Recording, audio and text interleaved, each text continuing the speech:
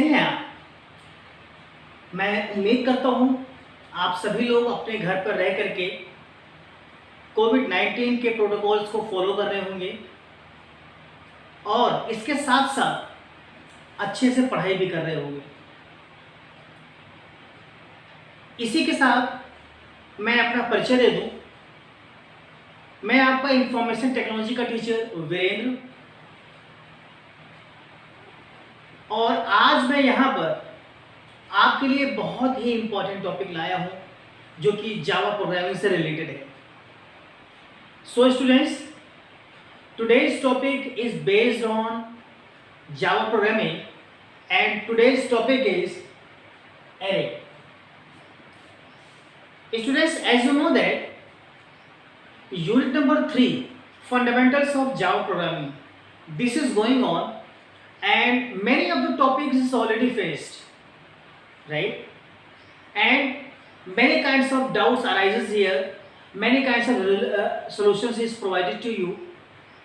And right now, I am damn sure that in this topic, you will have a clear-cut understanding about the same.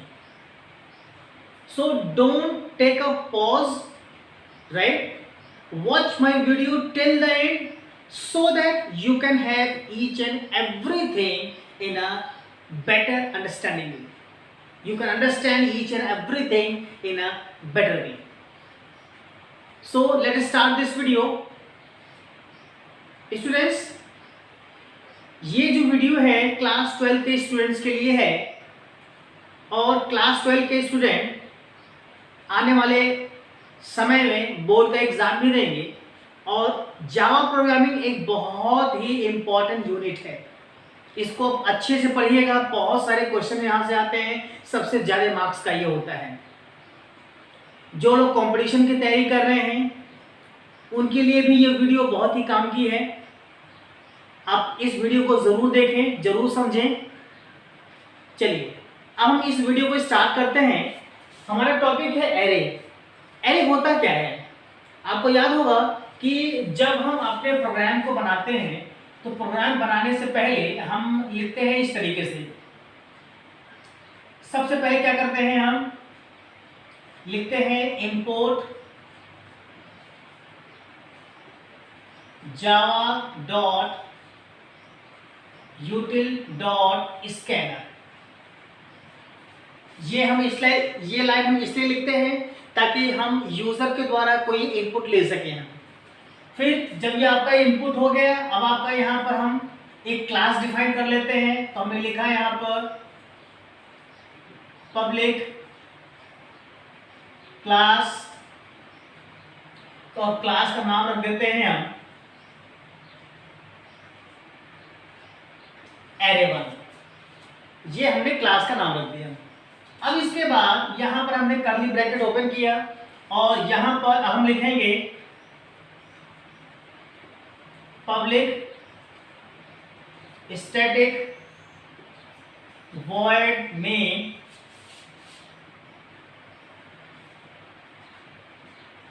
String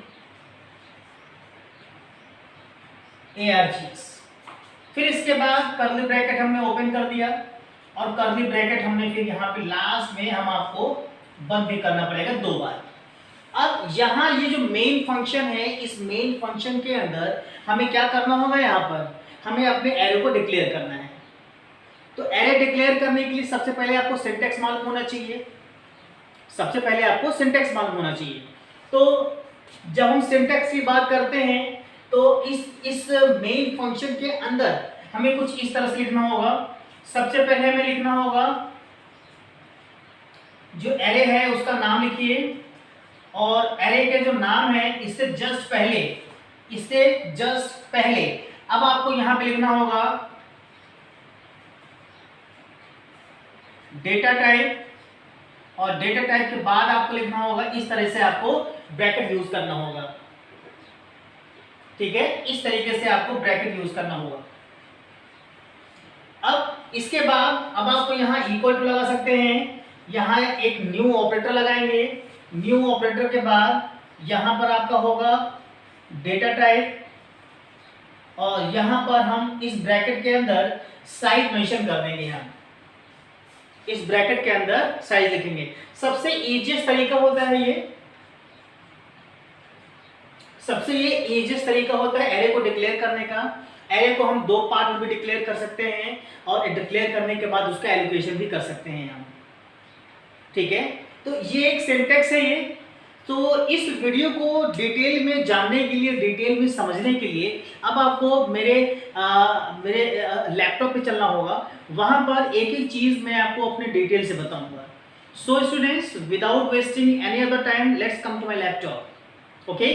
okay students, now we are going to start the topic array, and in this topic we are going to have 2 ways, that is, one is user defined and second one is main function, right? So let's move to the next slide to have the more. Okay, so right now first we are going to have the definition for array. Array are variables that can hold more than one values. They can hold a list of values of the same time. Okay, अब इसका मतलब समझते हैं हम। जैसे मान लेते हैं कि आपने एक वेरिएबल डिक्लेयर किया, अब उस वेरिएबल में केवल और केवल एक वैल्यू स्टोर कर सकते हैं आप। ठीक है, आपको ये बात पहले से पता है कि जब हम कोई वेरिएबल डिक्लेयर करते हैं तो उसमें एक ही वैल्यू हम स्टोर कर पाते हैं। लेकिन अगर आपको ये ज़रूरत हो कि आप मान लेते हैं कि 5-6 स्टूडेंट हैं और 5-6 जो स्टूडेंट हैं उनका रोल नंबर आपको स्टोर करना है, तो एक वेरिएबल में तो स्टोर होगा नहीं। अब आपको कुछ ऐसा लॉजिक ढूंढना पड़ेगा जिसमें कि सारे के सारे रोल नंबर्स आपके स्टोर हो जाएं। अब ऐसा करने के लिए हम करेंगे क्या? तो आगे बढ़ने से पहले एक बार डेफिनेशन को फिर से समझते हैं और फिर हम आगे बढ़ते हैं। Okay, what you are written here, array are variables. It means that array एक तरह का वेरिएबल है and this kind of variable have the capability to store more than one values, right? Okay, and please make sure that when you are asking about this to store the values, at the same time you have to store only same data type values. मतलब अगर आपने variable को int declare किया है तो int तरह के values ही store कर पाएंगे आप। ठीक है, चलिए अब देखते हैं कि इसका जो डिक्लेरेशन है वो हम किस तरीके से करते हैं। आपको यहाँ पर एरे को डिक्लेयर करना है और एरे को डिक्लेयर करने के बाद उसको इनिशियलाइज भी करना है। ठीक है, ये पहले हम बारी बारी करके समझेंगे डिटेल में, और यहाँ पर मैं आपको कुछ प्रोग्राम्स भी आपको समझाऊंगा और उस प्रोग्राम के ज़रिए आपको अच्छे से समझ में आएगा। ठीक है, तो सबसे पहले क्या करते हैं हम, यहाँ पर एक डेटा टाइप हम पहले डिक्लेयर करते हैं एरे के लिए। ठीक है, कैसे? सिंटेक्स में देखिए, यहाँ पर ये लिखा है डेटा टाइप। डेटा टाइप के बाद आपको लगाना है यहाँ पर ये वाला ब्रैकेट और उस ब्रैकेट के बाद एरे नेम फिर सेमीकोलन। ठीक है, एरे आपका डिक्लेयर हो गया, यानी कि आपने लिखा इंट के बाद ब्रैकेट लगाया और ब्रैकेट के बाद आपने लिख दिया जो भी आपको एरे का नाम है। ठीक है, एरे वेरिएबल का जो भी नाम है। डिक्लेरेशन आपका पूरा हो गया। अब जब डिक्लेरेशन हो गया, डिक्लेरेशन होने के बाद अब आपको यहाँ पर उस एरे में जो वैल्यूज़ हैं उसका जो साइज़ है वो आपको बताना पड़ेगा कि कितना साइज़ होना चाहिए। ठीक है, तो आपने क्या लिखा है यहाँ पर, एरे नेम लिखा, एरे नेम के बाद इक्वल टू, फिर आपने क्या लिखा है यहाँ पर, न्यू एक आपको पता ही है पहले से एक ऑपरेटर होता है ये। उसके बाद डेटा टाइप और ब्रैकेट के अंदर लिखेंगे साइज़ फिर सेमीकोलन। ठीक है, तो इस समय हम लोग यहाँ पर पहुँच चुके हैं इस वाले एलोकेटिव मेमोरी वाले कॉन्सेप्ट पे। ठीक है, उसके बाद आप एक एग्जांपल देख लीजिए। आप, मैंने लिखा है यहाँ पर नम। ठीक है, मैंने यहाँ पर लिखा है एक नम और नम के बाद यहाँ मैंने लिखा इक्वल टू के बाद न्यू के बाद इंट, ब्रैकेट के अंदर लिमिट जो भी आपका साइज है। ठीक है, तो यहाँ पर आपको एक एरे को डिक्लेयर करने के लिए या फिर मेमोरी एलोकेट करने के लिए पहले आपको 2 ही स्टेप्स फॉलो करने हैं। आप please ensure that and please remember it, if you want to declare an array then you have to make sure that in the declaration time you have to mention the size also, and whatever the syntax is there you have to use as it is, right. एक बार repeat कर देता हूँ आपके लिए। आपने क्या किया है, यहाँ पर डेटा टाइप लिखा, डेटा टाइप के बाद आपने लिखा ब्रैकेट, ब्रैकेट के बाद एरे नेम, ठीक है। फिर इसके बाद आपने लिखा array name equal to new data type, उसके बाद साइज, ठीक है। और इसका जो एग्जांपल है वो आपने यहाँ पे देख लिया है। अब हम बात करते हैं कि जब हम डिक्लेरेशन यहाँ पे 2 लाइन में करना पड़ रहा है, एलोकेशन भी आपको यहाँ पर इसमें इंक्लूडेड है, तो यहाँ पर हम एक और ऐसे तरीके के देखने जा रहे हैं जहाँ पर हम जो data type declaration memory allocation है वो दोनों एक जगह कर पाएंगे हम, बिल्कुल एक लाइन में। Okay, so there is one more concept here where we can declare the array in a one line. How it could be possible here? Just write data type bracket array name equal to new data type and then size and put one semicolon. Okay, so right now I'm talking about this line, data type bracket array name equal to new data type and then size, and this is the example you have written here, int bracket num equal to new int 5, right? So when right now only the declaration and memory allocation is part is there, in this no data is there. Yes please, yes, आपको मैं ये बताना चाहूँगा कि अभी आपने declaration और allocation किया है, अभी इसके अंदर कोई डेटा नहीं है, इसके अंदर डेटा अब हम देंगे, डेटा हम इस तरीके से देंगे, ठीक है। कैसे देंगे देखिए आप, सबसे पहले क्या किया आपने, ये एरे डिक्लेयर कर लिया, और यहाँ पर जब हम एरे डिक्लेयर करते हैं, हम डिक्लेयर करने के बाद तो यहाँ पर ये जो आप देख रहे हैं एरे नेम, इंडेक्स और वैल्यू, ये एक असाइनमेंट, एक स्टेटमेंट है। ये यहाँ पर जो आप लिख रहे हैं वो एक असाइनमेंट स्टेटमेंट है, ये वाला एरे नेम, उसके बाद इंडेक्स नंबर और उसके बाद वैल्यू। तो मैं आपको एक चीज़ और आपको बता दूँ, यहाँ पर जो आपने साइज मेंशन किया है आपने, यहाँ पर एक क्या होगा, एक स्टैक क्रिएट हो जाएगा, एक समझो टेबल क्रिएट हो जाएगी, उस टेबल में आपका 0 1 2 3 4 यहाँ तक ये आपका ये स्टोर हो जाएगा, ये एक सेल्स के अंदर, उस टेबल में जो सेल्स हैं एक सेल में स्टोर हो जाएगा, जैसे कि आपको स्क्रीन पे दिखाई दे रहा है। और जब वो स्टोर होगा, अब आप वहाँ पर हर एक इंडेक्स में कोई ना कोई वैल्यू आप दे सकते हैं। आपको डेटा टाइप ध्यान रखना पड़ेगा कि एक जैसा डेटा टाइप हो, ठीक है। अब जैसे कि यहाँ पे देखिए कि जब हम इनिशलाइज कर रहे हैं एरे को, तो यहाँ लिखा नम, फिर इंडेक्स का नंबर, यानी कि पहली पोजीशन पे आपने 11 स्टोर किया है, नम, फिर आपने लिखा ब्रैकेट, ब्रैकेट के अंदर फिर 1, फिर इसके बाद 2, आपका 22 आ गया यहाँ पर। ऐसे ही करके यहाँ पर इंडेक्स वैल्यू का इस्तेमाल करके आपने डिफरेंट सेम डेटा टाइप की वैल्यूज़ को स्टोर किया है। तो ये एक असाइनमेंट, ये जो आप देख रहे हैं, जो ये आपका एक तरह का ये असाइनमेंट स्टेटमेंट है ये, ठीक है। अब आप देखिए यहाँ पर component of an array may be assigned value using assignment statement, ठीक है। यानी कि एरे के अंदर जो भी वैल्यूज आप रखना चाहते हैं, आप एक असाइनमेंट स्टेटमेंट की हेल्प से आप इसको रख सकते हैं। तो ओवरऑल ये जो कॉन्सेप्ट मैंने आपको समझाया है, इस कॉन्सेप्ट में टोटल 3 बातें आपको ध्यान रखनी है। Number 1 declaration of array, number 2 memory allocation means आपको साइज मेंशन करनी है, and number 3 initialization of the array. Clear हुआ? चलिए स्टूडेंट्स, आप मेरे इस वीडियोस को अपना जो प्यार दे रहे हैं, बहुत अच्छी बात है ये, ऐसे ही आप अपना प्यार बनाए रखें, और मेरे इस वीडियो को भी आप लाइक, सब्सक्राइब और शेयर ज़रूर करें। और आने वाले वीडियोस में मैं आपको और भी अच्छे अच्छे टॉपिक्स को और अच्छे जो भी आपके न्यू टॉपिक्स आएंगे उनको भी मैं अच्छे से समझाता चलूँगा, ठीक है।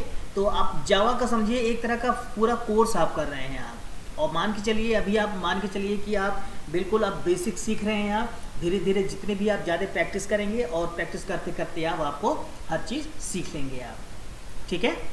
चलिए अब हम चलते हैं नेक्स्ट स्लाइड में, और नेक्स्ट स्लाइड में हम देखते हैं क्या है। नेक्स्ट स्लाइड में आपको मुझे यही चीज़ समझाना है यहाँ पर कि आप डिक्लेरेशन और इनिशियलाइजेशन ये दोनों चीज़ें आपको एक साथ कैसे करने हैं। यहाँ पर आपको ये समझना है कि एरे को डिक्लेयर करने के लिए एक नहीं तीन मेथड है यहाँ पर। इस समय जो आप देख रहे हैं हम डिक्लेरेशन और इनिशियलाइजेशन दोनों एक साथ करेंगे हम, ठीक है। यहाँ पर जो लिस्ट ऑफ वैल्यूज़ है वो लिस्ट ऑफ वैल्यूज़ हम एलोकेट पहले ही कर देंगे हम, ठीक है। चलिए देखते हैं कैसे। सबसे पहले क्या किया आपने, डेटा टाइप लिखा, डेटा टाइप के बाद एरे नेम लिखा, फिर ब्रैकेट लगा दिया, फिर इसके बाद इक्वल टू, और यहाँ पर आपने यहाँ पर लिस्ट ऑफ वैल्यूज़ को करली ब्रैकेट के अंदर आपने लिख दिया जो भी वैल्यूज़ आपको स्टोर करनी है। ये रहा एग्जाम्पल। आपने लिखा इंट के बाद लिखा नम के बाद ब्रैकेट, और उसके बाद पैरेंथेसिस के अंदर यहाँ पे आपने लिख दिया 11, 22, 33, 44 एंड 55, ठीक है। तो यहाँ पर आप स्टैटिकली आप अपने डेटा को अपने जो है स्टोर कर रहे हैं, आप एरो को इनिशियलाइज कर रहे हैं आप। और यहाँ पर देखिए इस वाले केस में आपको न्यू ऑपरेटर का यूज़ नहीं करना है। आपने पुराने मेथड में देखा होगा, इससे जस्ट पहली वाली स्लाइड में आपको वहाँ पर जो न्यू ऑपरेटर है वो कंपलसरी है यूज़ करना, यहाँ पर आपको यूज़ नहीं करना पड़ेगा, ठीक है। हाँ, एक चीज़ है आपका यहाँ पर जो वैल्यूज़ है वो वैल्यूज़ आप जो डिफाइन कर रहे हैं वही स्टोर हो रही हैं, ठीक है। रन टाइम पे जो आप वैल्यूज़ देना चाहते हैं वो अभी पॉसिबल नहीं है, क्योंकि आपने import java.util.scanner को अभी आपने यूज़ नहीं किया है, ठीक है। तो यहाँ पर आपने क्या समझा, यहाँ पर आपने ये समझा कि आप एक लाइन में डिक्लेरेशन और इनिशियलाइजेशन आप कर सकते हैं आप, ठीक है। और यहाँ पर आप देख रहे हैं टोटल जो वैल्यूज़ है 1 2 3 4 5, there are 5 values are there. It means that automatically one stack is created, and in that stack the index will be stored like 0 1 2 3 4, and in that particular index places you have to store the particular values, right? चलिए, उम्मीद करता हूँ आपको यहाँ तक बिल्कुल समझ में आ गया होगा। और अब हम चलते हैं अगली स्क्रीन की तरफ। यहाँ पर अब हम बात करते हैं थोड़ा, आपको जो मेमोरी एलोकेशन है वो मैं आपको समझाना चाह रहा हूँ। यहाँ पर जो मेमोरी एलोकेशन है वो मैं आपको समझाऊंगा। आपने क्या लिखा है यहाँ पर, इंट के बाद लिखा नम के बाद ब्रैकेट, उसके बाद न्यू इंट 5। मतलब ये हुआ कि जैसे ही आपने साइज बताया यहाँ पर कि 5 वैल्यू स्टोर करनी है, तो 5 वैल्यू स्टोर करने के लिए अब आपने क्या किया है, यहाँ पर एक टेबल क्रिएट, अपने एक जो आपका मेमोरी है उसने ऑटोमेटिकली एक टेबल क्रिएट किया।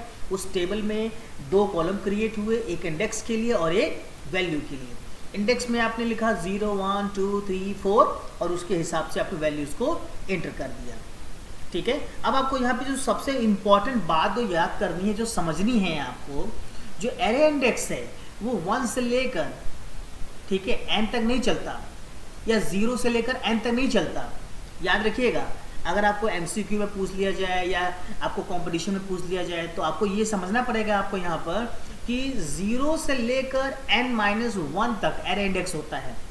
n जो भी आपने साइज आपने डिक्लेयर कर रखा है, जैसे 5 डिक्लेयर किया है तो 0 से लेकर 4 तक होगा, ठीक है। 10 डिक्लेयर किया है तो 0 से लेकर 9 तक होगा, ठीक है। तो यहाँ पर ये जो मेमोरी एलोकेशन का कॉन्सेप्ट है ये थोड़ा इंपॉर्टेंट कॉन्सेप्ट था और आपको यहाँ पर ये चीज़ समझनी पड़ेगी। So students, it's time to move forward. अब यहाँ पर थोड़ा सा जो थ्योरी का पोर्शन है वो आपको समझना है। थोड़ा सा क्या क्या चीज़ें समझनी है इसको आप ध्यान देंगे। अब an array variable has a useful property. Array के पास एक बहुत ही अच्छा यूजफुल प्रॉपर्टी है। क्या है प्रॉपर्टी? प्रॉपर्टी का नाम है length property, which is the size of array. Length property मतलब ये हुआ कि जो आप साइज मेंशन करते हैं यहाँ, ये उसी की ही बात कर रहा है। यहाँ पर एक छोटा सा लॉजिक है, उस लॉजिक को आप यूज़ करेंगे और यूज़ करने के बाद यहाँ पर आपका वो चीज़ प्रोग्राम रन होगा। छोटा सा एग्जांपल देखते हैं। यहाँ पे मान लेते हैं कि एरे आपने डिक्लेयर किया है, उसमें 5 वैल्यूज स्टोर हो रही हैं, तो यानी कि हमें जो लेंथ है वो हमें यानी साइज़ हमें पता है 5 है, ठीक है। अब हमें जो वैल्यूज़ है उसको हमें प्रिंट करानी है। कैसे प्रिंट कराएंगे? हम यहाँ पे एरे की वैल्यूज़ को प्रिंट कराने के फॉर लूप का यूज़ करेंगे हम, ठीक है, क्योंकि फॉर उसमें क्या होगा, एरे की जो भी वैल्यूज़ हैं वो एक तरह की हैं। 5 वैल्यूज़ हैं, 5 बार लूप आपका चलना चाहिए। मैंने आपको ऑलरेडी आपको बता रखा है फॉर लूप के अंदर, ठीक है, तो फॉर लूप के सिंटेक्स के हिसाब से आपने लिखा int i equal to 0, i less than marks dot length. अब जो मार्क्स डॉट लेंथ है, यानी कि मार्क्स नाम से एरे आपने डिक्लेयर कर रखा है, मार्क्स नाम से आपने एरे आपने डिक्लेयर कर रखा है, उसमें साइज आपने मेंशन कर रखा है। यहाँ पे आपने 5 नहीं लिखा है, यहाँ पे क्या लिख दिया, मार्क्स डॉट लेंथ ले दिया, यानी कि आपने इस डॉट ऑपरेटर की हेल्प से आप मार्क्स वाले जो आपका फंक्शन है उसको आप क्या कर रहे हैं, आप कॉल कर रहे हैं, उस एरे को ही कॉल कर रहे हैं आप। फिर आई प्लस प्लस, फिर आपने लिख दिया मार्क्स, उसके बाद आई। ठीक है, ऐसा करने से क्या होगा, आपका प्रिंट आउट हो जाएगा, आपका जो वैल्यूज़ हैं वो प्रिंट हो जाएंगी। अब हम ये बात करते हैं कि जब हम कभी कभी हम प्रोग्राम बनाते हैं, कभी कभी बीच में हम /t का यूज़ कर लेते हैं। /n का मतलब क्या होता है, अगर आपने प्रोग्राम अपने system dot out dot println में आपने /n लिखा है, तो /n का जो मतलब होता है वो होता है आपका न्यू लाइन में, यहाँ पर आप प्रिंट ln यूज़ करते हैं आप। ठीक है, /n आपका C++ में यूज़ हो जाएगा, यहाँ पर आप यहाँ पे प्रिंट ln यूज़ कर लेते हैं न्यू लाइन के लिए। लेकिन अगर आपको मान लेते हैं हॉरिजॉन्टली आप बिल्कुल स्पेस देना चाहते हैं, जैसे लिखिए आपने फर्स्ट नेम लिखा, फर्स्ट नेम के बाद उसके बगल में स्पेस देना चाहते हैं, फिर मिडिल नेम लिखा, फिर इसके बाद स्पेस देना चाहते हैं, तो ऐसे करके स्पेस देने के लिए आपको /t यूज़ करना पड़ेगा, T फॉर टैब। यानी कि अगर आप यहाँ पर प्रिंट स्टेटमेंट यूज़ कर रखा है और आपने वहाँ पर बीच बीच में जो नंबर स्पेस देना चाहते हैं आप, ठीक है, टैब देना चाहते हैं आप, तो आप /t से दे सकते हैं आप। तो ये कुछ इंपॉर्टेंट लाइंस थी जिसकी वजह से आप यहाँ पर बहुत कुछ सीखने को आपको मिलेगा। ठीक है, चलिए अब हम आगे बढ़ते हैं। हम ये मैंने आपके लिए समरी एक बना दी है, और इस समरी में आपको ये पता चलेगा कि ऐसे कौन कौन सी चीज़ें हैं जिसकी हेल्प से हम यहाँ पर एरे को डिक्लेयर कर सकते हैं, इनिशियलाइज कर सकते हैं। मैंने शुरू में क्या बताया था आपको, data type, bracket, array name. ठीक है, ये हो गया डिक्लेरेशन। फिर मैंने सेकंड में बताया था, मेमोरी एलोकेशन बताया था कि साइज आप मेंशन करेंगे। पहले आपने एरे नेम लिखा इक्वल टू न्यू, फिर इसके बाद डेटा टाइप, डेटा टाइप में आपने लिखा यहाँ पर साइज मेंशन कर दिया। ठीक है, यहाँ तक ये 2 लाइन जो आपने यूज़ किया है, एक में डिक्लेरेशन कर दिया और सेकंड में मेमोरी एलोकेशन कर दिया। और राइट साइड में एग्जांपल देखिए, डबल आपने लिखा है, डबल डेटा टाइप है आपका, ब्रैकेट और उसके बाद मार्क्स। ठीक है, और मार्क्स इक्वल टू आपने लिखा है यहाँ पर न्यू, न्यू के बाद आपने लिखा है यहाँ डबल और ब्रैकेट 5 सेमीकोलन। तो ये हो गया मेथड नंबर 1। अब हम बात करते हैं मेथड नंबर 2 की। उसमें क्या किया था, एक ही लाइन में सब कुछ हमने डिक्लेयर कर दिया था हमने। ठीक है, और ध्यान रहे यहाँ पर कि शुरू के 2 मेथड्स में न्यू ऑपरेटर आपको यूज़ करना ही करना है। क्या किया आपने सेकंड मेथड में, data type, bracket, array name equal to, फिर इसके बाद न्यू डेटा टाइप, और डेटा टाइप के बाद साइज आपने मेंशन कर दिया। एग्जांपल देख सकते हैं हम, डबल ब्रैकेट फिर मार्क्स इक्वल टू, फिर इसके इक्वल टू आपने लिखा न्यू डबल ब्रैकेट के बाद साइज मेंशन कर दिया। ठीक है, अब हम बात करते हैं यहाँ पर मेथड नंबर 3, जिसमें कि आपने कुछ जो लिस्ट ऑफ वैल्यूज़ हैं, उन लिस्ट ऑफ वैल्यू को डायरेक्टली आपने एरे को जो वेरिएबल डिक्लेयर किया उसको आपने असाइन कर दिया। यहाँ पर न्यू ऑपरेटर का यूज़ नहीं करना पड़ेगा। तो आपने क्या किया, इसके लिए डेटा टाइप लिखा, डेटा टाइप के बाद आपने लिखा है यहाँ पर ब्रैकेट, फिर एरे नेम इक्वल टू, और करली ब्रैकेट के अंदर आपने यहाँ पर वैल्यूज़ को लिख दिया, और हर एक वैल्यू के बाद में कॉमा भी आपने लगा दिया सेपरेट करने के लिए। ठीक है, तो ये जितनी भी वैल्यू, ये जो भी मेथड है, टोटल आपको मैंने 3 मेथड आपको बताए हैं। इन तीनों मेथड की हेल्प से अब आपको यहाँ पर एरे को डिक्लेयर करने में किसी भी तरह की दिक्कत नहीं आएगी। So students, right now we have understood about the 3 methods of declaring and allocating the arrays here, okay, and only the way you have to do that, only practice, okay, and during the practice maybe some kind of error is coming, okay, so try to rectify that kind of error, okay, and then we'll keep practicing it, okay. If you are unable to remove your error, if you have any kind of query or doubt, you can just get in touch with me, okay. So with this, now I'm coming to the next slide. So right now students, I have made a program for you, and in this program I just want to give the example for array, right? So in this program, whatever the values are there, I have not given any kind of assignment here. Okay, just I am the user. During the execution time I have just entered the values, right? I have not defined any kind of value during in this program here. Okay, in the run time I have just imported, right?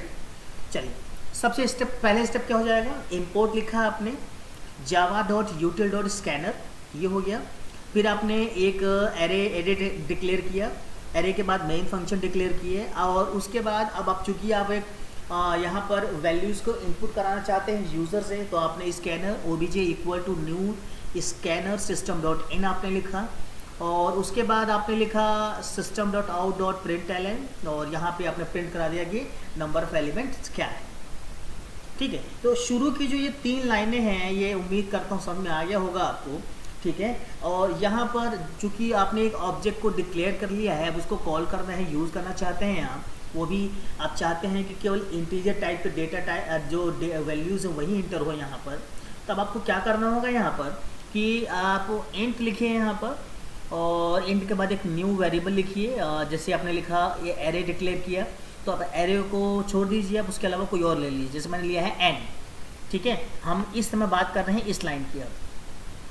Int n equal to, अब यहाँ obj1 declare किया तो obj dot next int.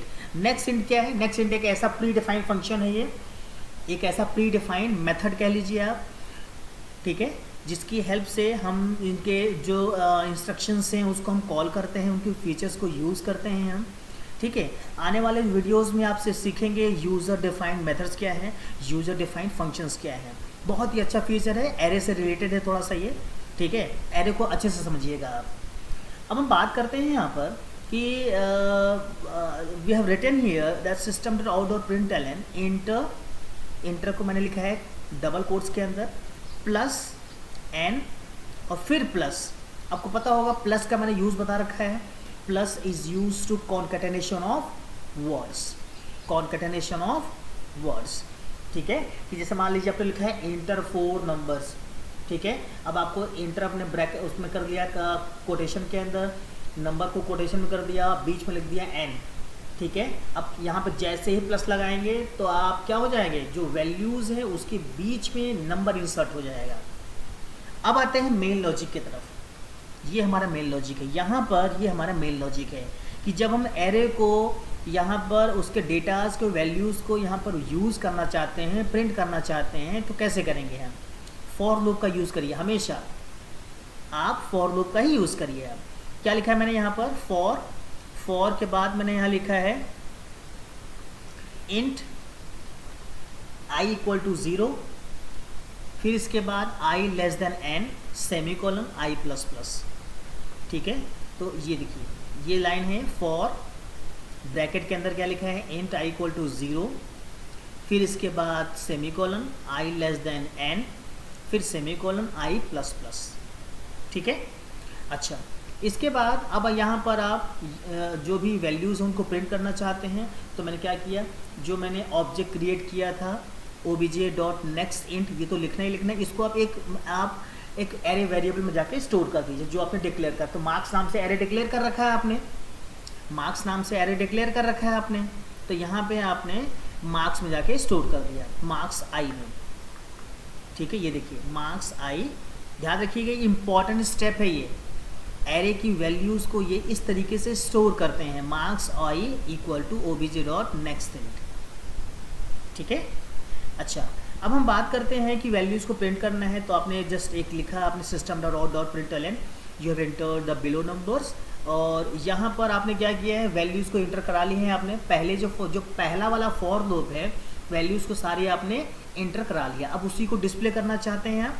Display करने के लिए सारी values marks bracket आई इसमें आपका ये स्टोर हो चुकी हैं, तब अब क्या लिखेंगे, system.out.println और मार्क्स आई को जहाँ पे क्या करेंगे, हम प्रिंट कर लेंगे। ठीक है, तो यहाँ पर पहला वाला जो फॉर लूप है वैल्यूज़ को स्टोर करने के लिए है, दूसरा वाला जो फॉर लूप है आपका ये आपको वैल्यूज़ को प्रिंट करने के लिए। आप आउटपुट देख सकते हैं, आप पहली बार मैंने वैल्यूज़ को इंटर किया है और दूसरी बार मैंने यहाँ पर उसी को प्रिंट कर लिया है। ठीक है स्टूडेंट्स, सो ये जो प्रोग्राम है ये एक छोटा सा प्रोग्राम है जिसमें मैंने ये समझाने की कोशिश की है कि एरे को हम किस तरीके से अपने प्रोग्राम में यूज़ कर सकते हैं, अपना टाइम बचा सकते हैं। बहुत ही अच्छा कॉन्सेप्ट है ये, ठीक है। चलिए इसी के साथ अब हम बढ़ते हैं अगले स्लाइड की तरफ। So students, right now this is the one kind of theory portion here, and we have to understood about many things, but right now few things are pending here.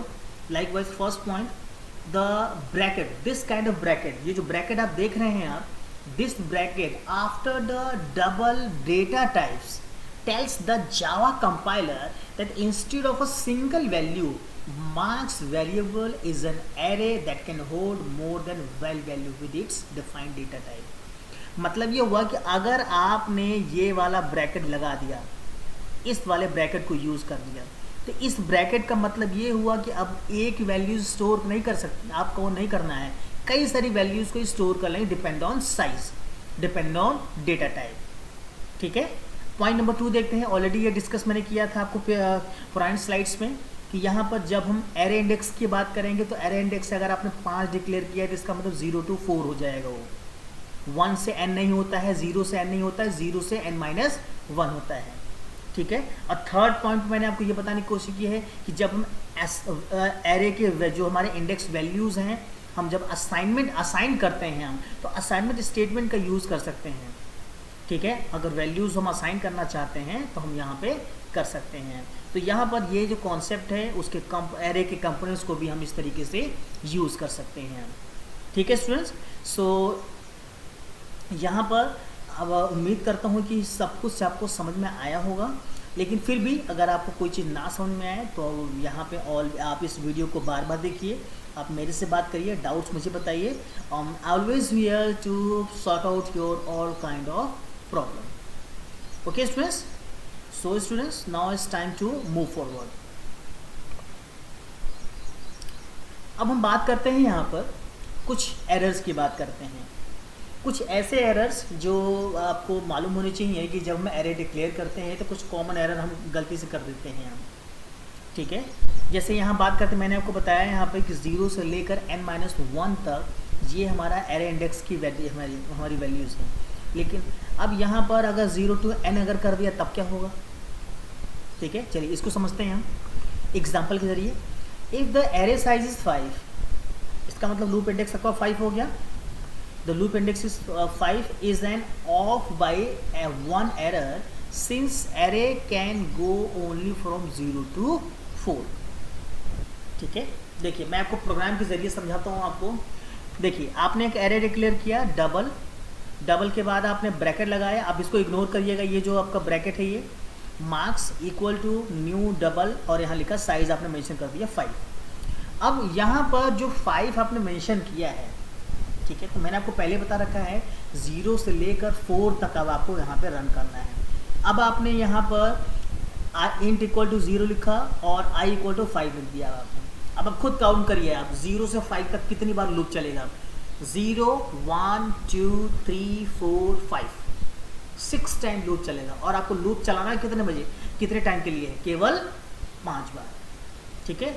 तो आप इस तरह के एरर से बचना है। आप अगर 5 वहाँ पे आपने डिक्लेयर किया तो फॉर लूप में आपको 4 लिखना चाहिए, ठीक है। तो यहाँ पर अब आपको मिलेगा एरर, यहाँ पर अब आपको मिलेगा एरर, और जो नीचे आपने देखा है एरर, वो एरर आपको मिलेगा। यहाँ पे क्या एरर है, in this case the array index out of bound error occurs, out of bound error, ये एरर आपका आएगा एंड प्रोग्राम टर्मिनेट, और वहीं उसी समय प्रोग्राम आपका टर्मिनेट हो जाएगा, ठीक है। सो उम्मीद करता हूँ ये जो कॉन्सेप्ट है, जो एरर के लिए मैंने बताया है, वो आपको समझ में आया होगा। Okay students, now students it's time to move forward and will try to understand the more things for you. So students, कैसा लगा वीडियो ये? उम्मीद करता हूँ आपको एक एक चीज़ बिल्कुल अच्छे से समझ में आया होगा। Each and everything is very much clear to you, and I hope you will watch the other videos also, so that if you have any kind of doubt, any kind of problem, you can just take a reference for that. Okay students, so students, right now it's time to end this finish, it's time to finish this video, and we'll meet in next video for more fun, more entertainment and more logic. Thank you so much.